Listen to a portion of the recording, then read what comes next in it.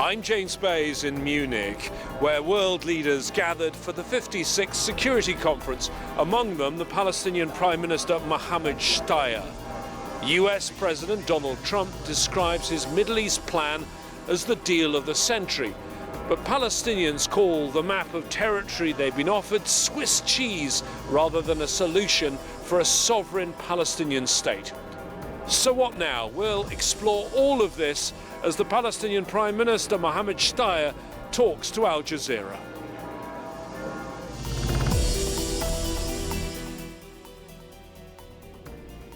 Mohammad Shtayyeh, Palestinian Prime Minister, thank you for talking to Al Jazeera. You know where I'm going to start. I'm going to start with the Trump plan, what the President of the US called the deal of the century.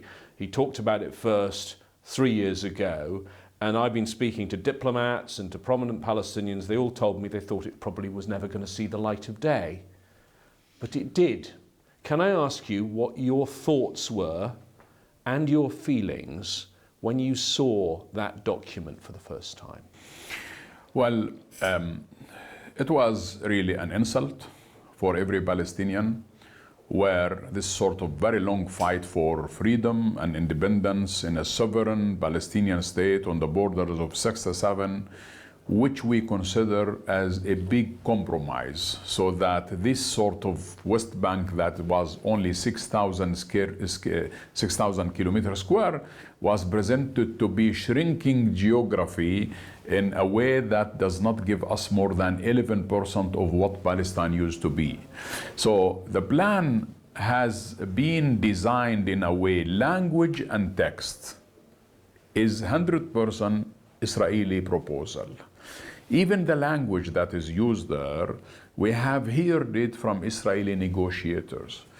Dori Gold, the Director General of the Israeli Ministry of Foreign Affairs, was on Haaretz saying that he was party to the plan. He advised them on language and text and so on. So the plan, or what they call the proposal, I think it did really erode every possibility for peace between Palestinians and Israelis. You just had to listen to Prime Minister Netanyahu in the White House. He was thanking everyone. He seemed absolutely delighted. This is just what the right wing in Israel have always wanted. And if you look at any other plan, every other plan since 1948, this gives the Palestinians less territory than any of them. Well, the question is, why did Netanyahu accept the plan up front? Nobody has claimed to have seen the plan. If Netanyahu was not co-author of the plan, then he could have said, well, give us time to study it. Netanyahu has immediately accepted without any reservations the plan because it is his plan. One. Secondly, all the American proposals really was trying to redesign the whole of the terms of reference for the peace process in accordance with American understanding of the conflict. There is no way that American proposal can replace international law. There is no way that American proposal can replace United Nations resolutions. Since the early days of the conflict, the proposals after proposals, they have failed really to come up to a solution because of this sort of continuous bias of the United States towards Israel, which is something they don't deny, because United States is proud to say that we are in strategic alliance with Israel and we care about Israeli security, about Israel's future, about. So if you have a party that is supposed to be a third party, that is supposed to be an honest broker, that is supposed to be an objective mediator, and then 100% in full bias, taking measures. The issue is not the proposal. The issue that the part that has to do with the United States was implemented even before the proposal was launched. The annexation of Jerusalem, the moving of the embassy, freezing financial aid to UNRWA, to the Palestinian Authority, all these unilateral measures that have been taken by United States, it does show that the strategy for the Americans was to fully and totally put the Palestinian backs to the wall, squeeze them there, defeat them, so they surrender, so they accept. President Trump is someone who sees many things in money terms. One of the main things the administration is pointing out is that you're going to get a lot of money. They say an economic boost of $50 billion. That's a huge figure. Not really.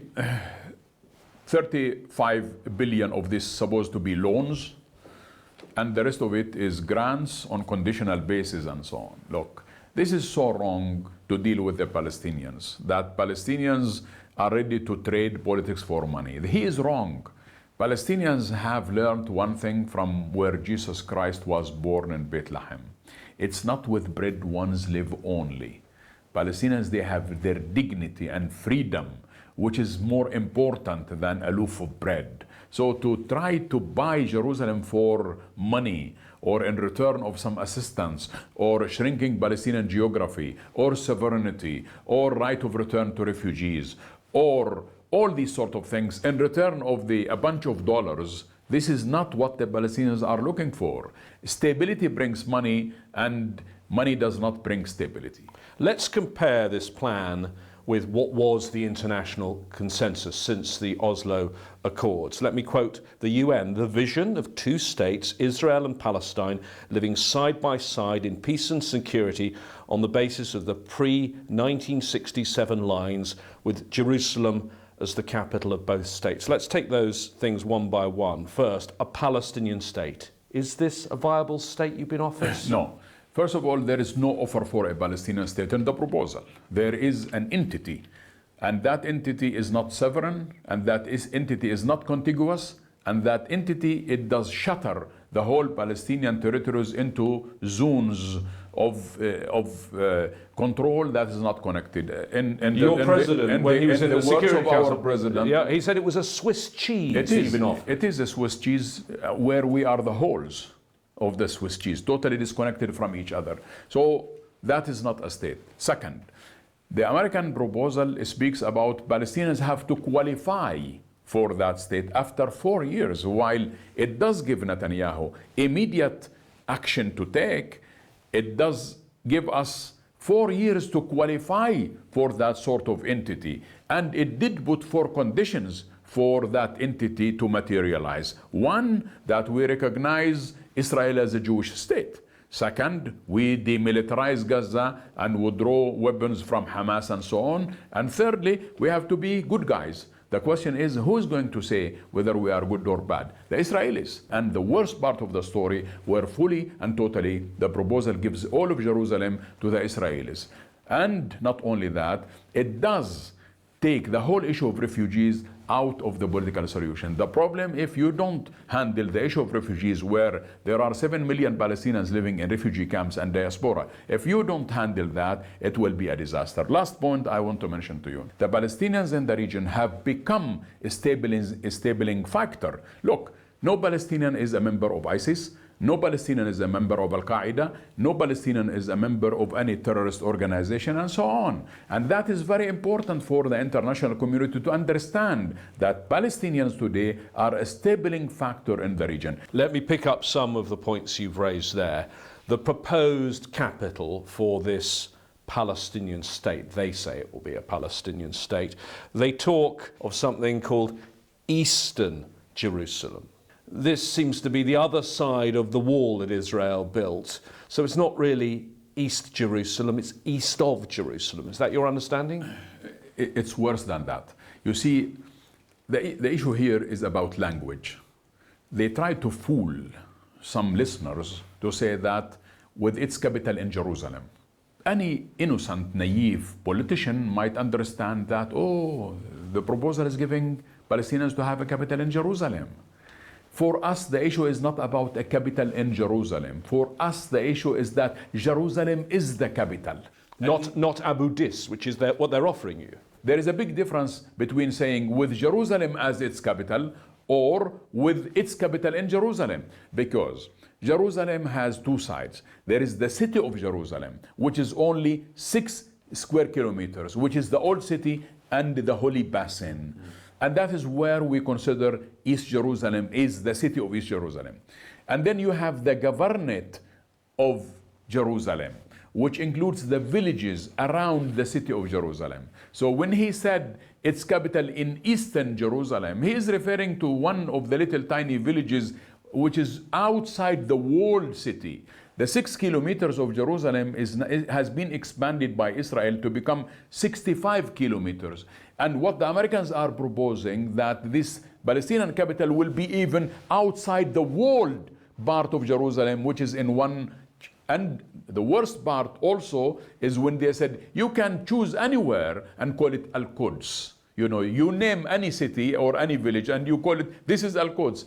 This is totally stupid, naive proposal that does not fool anybody. Palestinians are very aware that for us, East Jerusalem is the city of Jerusalem.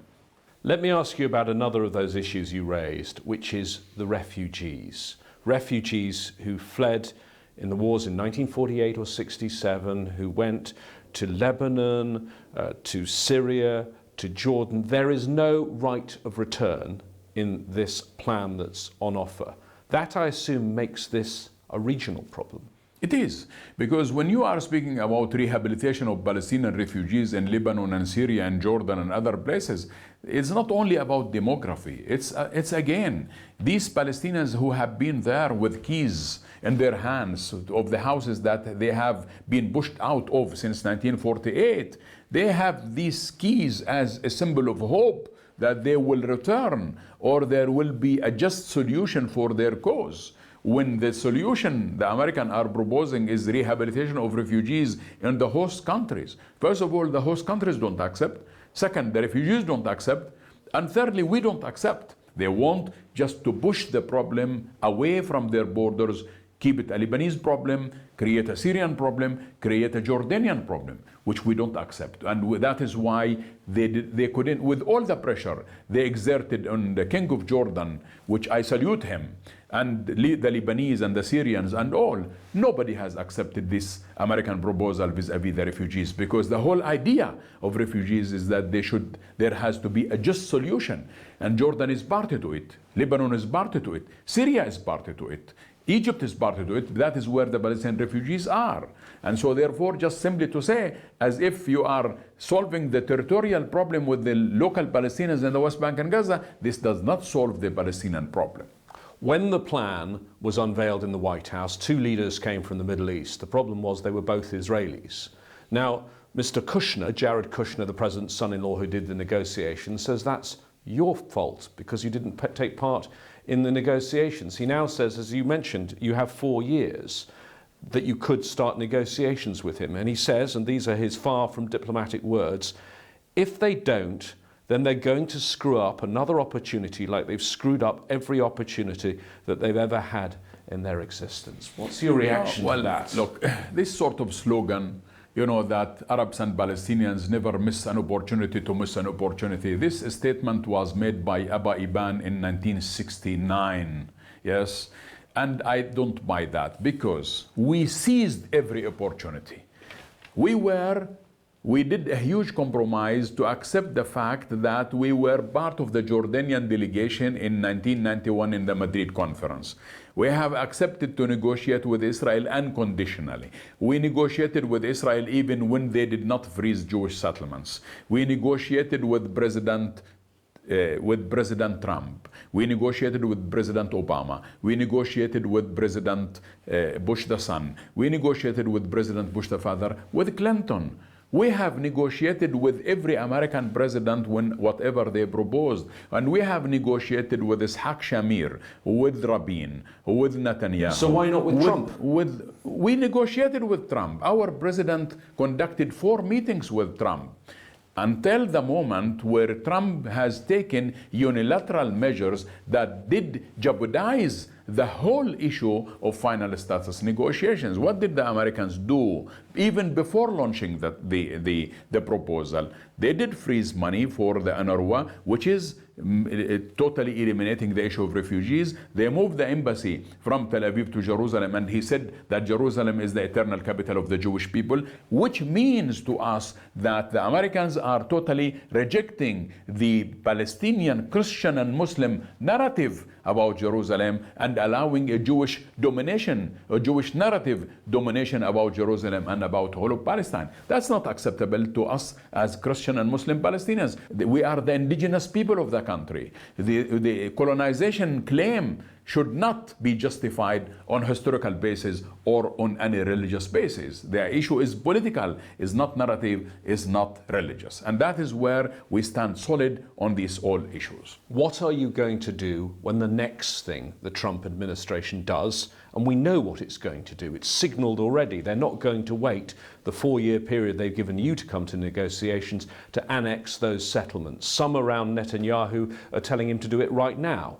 It'll probably happen as soon as the Israeli election is over.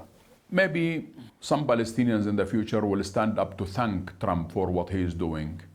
You know why? Why? Because what Trump is doing, he is endangering the security of the state of Israel. Israel will not anymore be a democracy, which is not anyhow now and has not been before, and it will not be in the future. And Israel will not be Jewish. Because look at the demography today. If Trump is missing the opportunity, and here is what the Israelis are missing the opportunity. The most important opportunity that the Americans and the Israelis have missed was the Arab Peace Initiative, which called for normalization of Arab relations with Israel and return of Israeli withdrawal from all Arab territories that has been occupied in 1967. Now, look at the demographic dynamic. For the first time in history, since 1948 until today, Palestinians are more, Palestinian Muslim and Christians are more by 200,000 people compared to Israeli Jews in historical Palestine between River Jordan and Mediterranean Sea. What does this mean? It means that Israel is slipping into a one-state reality. It means that Israel will never be Jewish, never be democratic. It means that we are going into the South Africanization of the Palestinian question, where Israel becomes 100% apartheid state by de jure and by de facto. Some people are saying you should help it on its way. You know the argument that the best thing for you to do now would be to dissolve the Palestinian Authority, put yourself under Israeli control, effectively become one state and legally become the majority in that state. Is that an option? No, sir.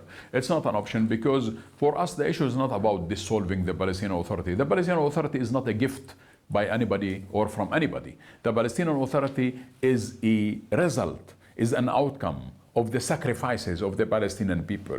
What we should do is we should move the authority from it being an interim authority to manifestation of the authority to become a state under occupation. That is where we should take the things forward. One. Secondly, the international community, which is a guarantor of international law, should realize that what the American proposal is in confrontation with international law, and that is why, by the way, President Trump has no partners whatsoever.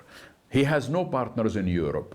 He has no partners in the Arab countries. He has no partners in Palestine. 107 congressmen, and I salute them, who signed a letter to reject, and senators as well.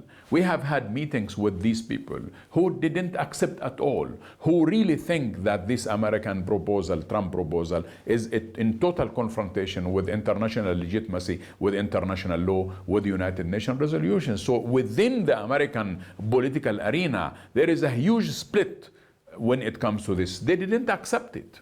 You talk a lot about the international community and international law, and it's clear that the Geneva Conventions, the Security Council resolution, they're on your side. For sure. But how do you take action? Where is your redress in the international system? Because as far as I can see it, there are only two routes. One is the UN Security Council, and of course there Israel has its trump card, the US, which will use its veto if you take any action. You have the General Assembly, where you can win a symbolic victory, but it has no power.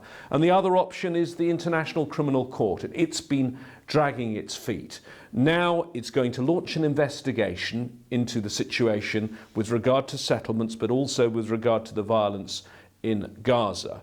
But it has asked its judges whether it actually has jurisdiction. And there are some European countries who are taking Israel's side on this. No. The court, the Attorney General, did not say that we don't have jurisdiction, did not question. She didn't. She did say that we have jurisdiction. And if anybody claims the opposite, please come forward. And they have come forward. And but also, there are some people who come forward, and there are on the other side, there are so many countries and organizations and law firms and individuals who come to say that there is a court jurisdiction on the Palestinian territory. So there is an argument there. Some countries have sent a letter to say, you know, this and that and so on. But the court itself, it does state explicitly that there is a territorial jurisdiction of the court on the Palestinian territory. There's another part of the international system that looks like it has been dragging its feet until recently, and that's the High Commissioner for Human Rights. She was asked by the Human Rights Council back in 2016 to come up with a database of all the companies that are doing business in the settlements. 112. Finally, she's come out with that database, and there are big international companies on it. Motorola Solutions, General Mills, Airbnb, Expedia, amongst others. So you've got that list of companies that are breaking international law. What are you going to do with it? Look, it's good that you raise this, because that tells you that there is complementarity when it comes to breaking international law. Whether what the Council on Human Rights has said, whether the General Assembly what has said, and the Security Council Resolution 2334, which has been passed, that does consider that all settlements are illegitimate, illegal, and therefore the whole international law, United Nations resolutions, are complementary in full support with Palestinian rights. Nobody, American president has no right to dictate international law by himself. There is an international order, and there is international law that they have to respect. These companies, we ask them to immediately close their premises on the Palestinian territory. One. Second, they have to pay compensation on taxes, VAT, income tax, and so on, of all what they have done. And we offer them a room for moving their premises from the settlements into Palestinian cities if they wish to do so. But this is a criminal act. We have seen from the Jewish experience what the Jews have asked for compensation of the companies who were involved in the Holocaust and so on and so forth. So there is a historical precedent where these companies have been taken to court. If they don't act immediately according to the international law, we will take them to court as well. Given all of the challenges that you are facing, there are many that say the Palestinians could be more effective if they changed their leadership and if they were unified. Let me ask you about those two things. First, the division, Fatah-Hamas, between Gaza and the West Bank. Is there, it's been talked about so many times, any progress towards unity? Yes. Our president, Abu Mazen, has actually come up with, in his last speech on the 26th of September 2019 to the General Assembly, where he proposed or he notified the international community that he is calling for elections. We did call for elections. Hamas has accepted to come to be part of the election. All Palestinian political factions have accepted the idea that we should go to elections. We have signed with Hamas 4 different agreements, one in Doha, 2 in Cairo, and 1 in Gaza. Unfortunately, none of these agreements was ever implemented. So the only other way is to go back to the people, ask the people, Palestinian, what do you want? Okay, well, you used to head the Election Commission of Palestine. When will there be elections? Tell me. We have actually proposed this. We have ironed this issue of Gaza-Hamas, which was an impediment.